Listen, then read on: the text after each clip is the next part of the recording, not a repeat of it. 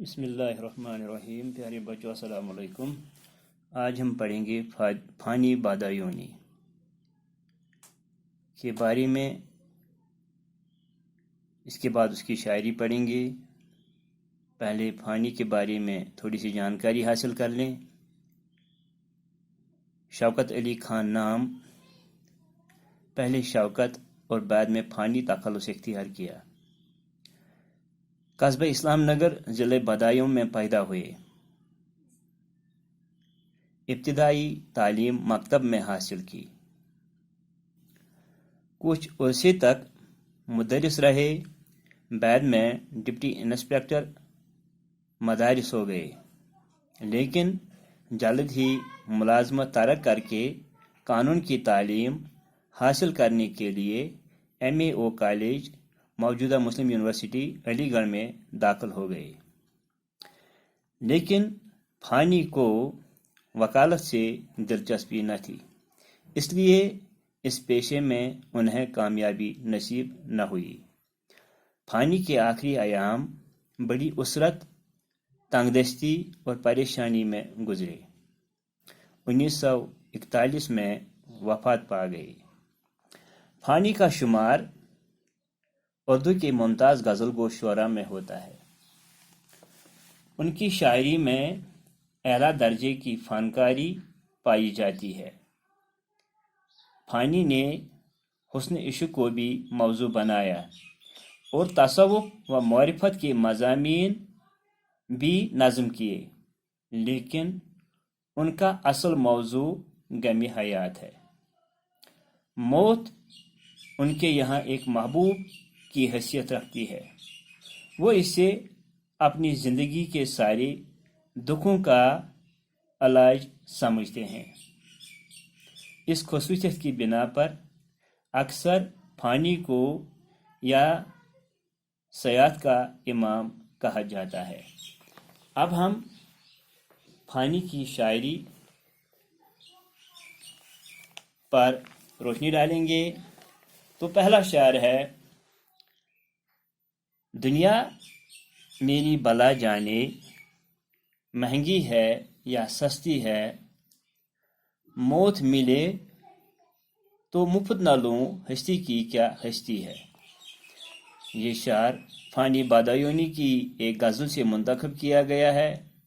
اس میں فانی فرماتے ہیں کہ دنیا مہنگی ہے یا سستی ہے، مجھے اس سے کوئی لینا دینا نہیں ہے۔ موت اور زندگی دونوں میری نظر میں بیکار چیزیں ہیں۔ دوسرا شعر ہے: آبادی بھی دیکھی ہے، ویرانے بھی دیکھے ہیں، جو اجڑے اور پھر نہ بسے، دل وہ نرالی بستی ہے۔ اس شعر میں فانی فرماتے ہیں کہ دنیا میں بہت سی بستیاں اجڑ کر پھر بستی ہے اور بس کر پھر اجڑ جاتی ہے، مگر دل ایک ایسی انوکھی بستی ہے جو ایک بار اجڑ جائے تو پھر کبھی نہیں بستی۔ تیسرا شعر ہے: جان سی شائی بک جاتی ہے ایک نظر کے بدلے میں، آگے مرضی گاہ کی ان داموں تو سستی ہے۔ یہ شعر فانی بادایونی کا ہے۔ اس میں وہ فرماتے ہیں کہ محبوب کی ایک نظر کرم کے آگے دل و جان کی کوئی وقت نہیں، بلکہ جان و دل کے عوض بھی سودا مہنگا نہیں ہے، آگے سودا کرنے والے کی اپنی مرضی ہے۔ چوتھا شعر ہے: جگ سونا ہے تیرے بغیر آنکھوں کا کیا حال ہوا، جب بھی دنیا بستی تھی اب بھی دنیا بستی تھی۔ اس میں شاعر فرماتے ہیں کہ تمہاری جدائی میں مجھے دنیا کی ساری رونقیں ویران سی لگتی ہیں، مگر دنیا تو بسنے کو بس رہی تھی اور آج بھی بس رہی ہے، مگر میرے لیے اس میں وہ رونق نہیں ہے جو محبوب کی موجودگی میں ہوتی تھی، یعنی محبوب کی تنہائی شاعر کو اچھی نہیں لگتی۔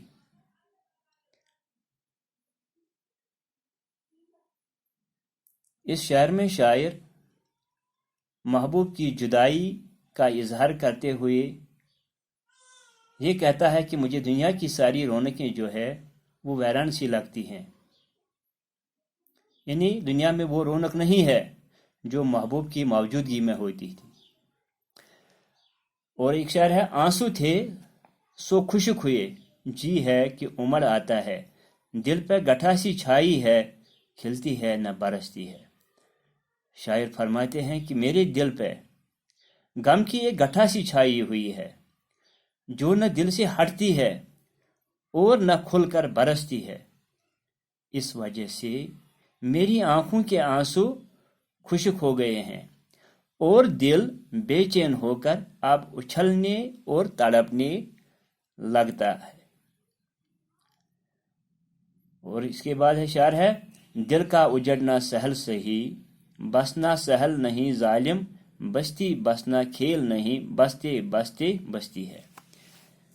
اس میں فانی فرماتے ہیں کہ کسی کے دل کو توڑ دینا بہت آسان ہے، مگر دل کی اجڑی نگری کو بسانا بہت مشکل ہے۔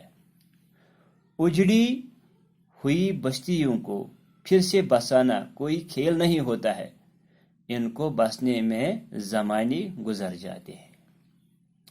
آخری شعر میں شاعر فرماتے ہیں، آخر شعر ہے، پانی جس میں آنسوں کا کیا دل کے لہو کا کال نہ تھا، ہائے وہ آنکھ اب پانی کی 2 بوندوں کو ترستی ہے۔ یہ شعر فانی بادیونی کی ایک غزل سے منتخب کیا گیا ہے۔